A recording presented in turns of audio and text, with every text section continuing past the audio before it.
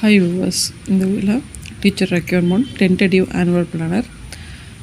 இந்த annual planar நம்ம ஒரு விஷயம் சொல்கிறதுக்காக இந்த வீடியோ மேக் பண்ணது மெயினாக.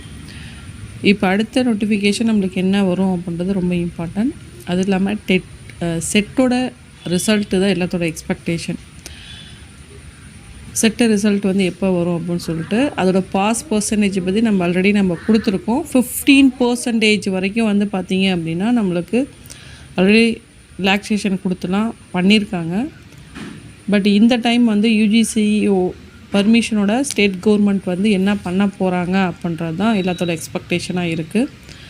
அதன் பிரகாரம் பார்த்திங்க அப்படின்னா டிஆர்பி அடுத்தது வந்து அவங்க கால்ஃபர் பண்ணுற இது வந்து பார்த்திங்கன்னா அசிஸ்டன்ட் ப்ரொபோசர் தான். இப்போ செட் எக்ஸாம் வந்து பார்த்திங்க அப்படின்னா மனோன்மணி சுந்தரா யூனிவர்சிட்டியோட இது முடிஞ்சிருச்சு.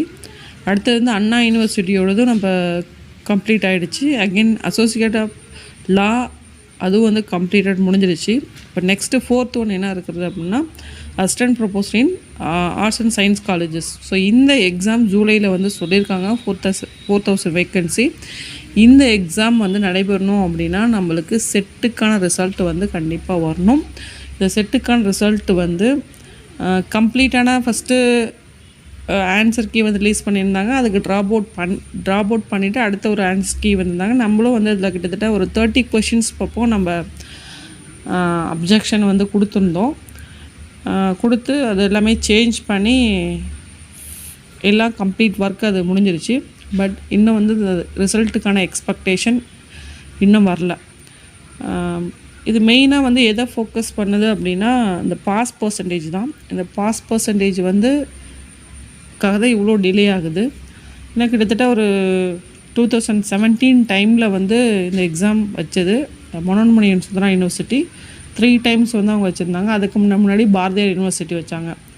அதுக்கப்புறம் வந்தால் இப்போ சம் யூனிவர்சிட்டிஸ் வந்து எடுத்தாங்க. அதுக்கப்புறம் அது ட்ராப் அவுட் ஆகிடுச்சு. லாஸ்ட்டாக மனோன்மணியம் யூனிவர்சிட்டிக்கு அதை அந்த டெண்டர் வந்து அவங்களுக்கு போணுச்சு. பட் அவங்களையும் ப்ராப்பராக நடத்த முடியாமல் இப்போ டிஆர்பி வந்து அதை நடத்திட்டு இருக்காங்க. இதுதான் இதோட சூழ்நிலை.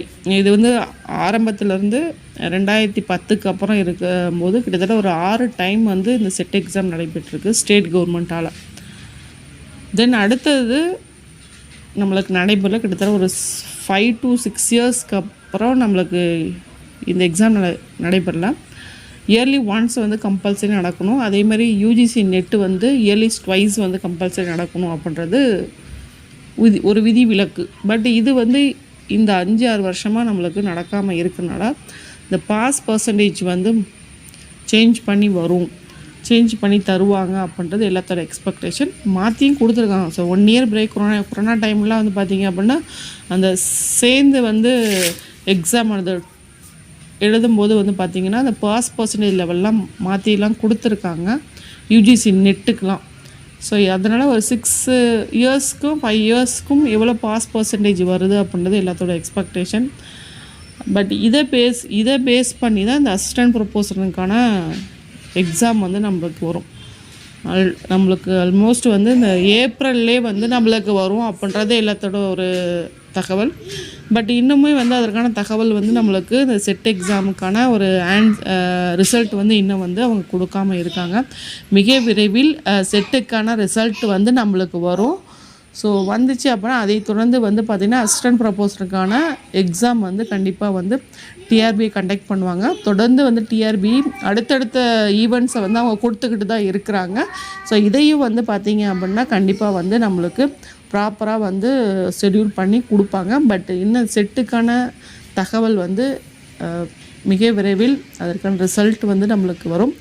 ஸோ டிஆர்பியோட அடுத்த நோட்டிஃபிகேஷனாக இருக்கிறது வந்து என்னவாக இருக்கும் அப்படின்னா அசிஸ்டன்ட் ப்ரொபோசருக்கான எக்ஸாமாக தான் இருக்கும். ஸோ ஆல்ரெடி இது கால்ஃபர் பண்ணி அப்ளிகேஷன்லாம் வாங்கி எல்லாம் கம்ப்ளீட் ஒர்க் முடிஞ்சிருச்சு. ஸோ அதேமாதிரி கொஸ்டின் பேட்டர்ன்ஸு அகெயின் வந்து சிலபஸ்ஸு எல்லாமே கம்ப்ளீட்டாக முடிச்சிட்டாங்க. ஸோ செட்டுக்கான ரிசல்ட்டுக்காக தான் வந்து இது வெயிட்டிங்காக இருக்குது. பட் அது வந்துருச்சு அப்படின்னா ஆட்டோமேட்டிக்காக அடுத்த எக்ஸாம் வந்து இந்த அசிஸ்டன்ட் ப்ரொபோசருக்கான எக்ஸாமாக தான் நம்மளுக்கு கம்பல்சரி இருக்கும். அதை தொடர்ந்து டிஆர்பி என்னென்ன கொடுத்துருக்காங்களோ அது எல்லாமே நம்மளுக்கு வரும். பிஜிடிஆர்பி எக்ஸாமு, டெட் எக்ஸாமு, ஓகேவா.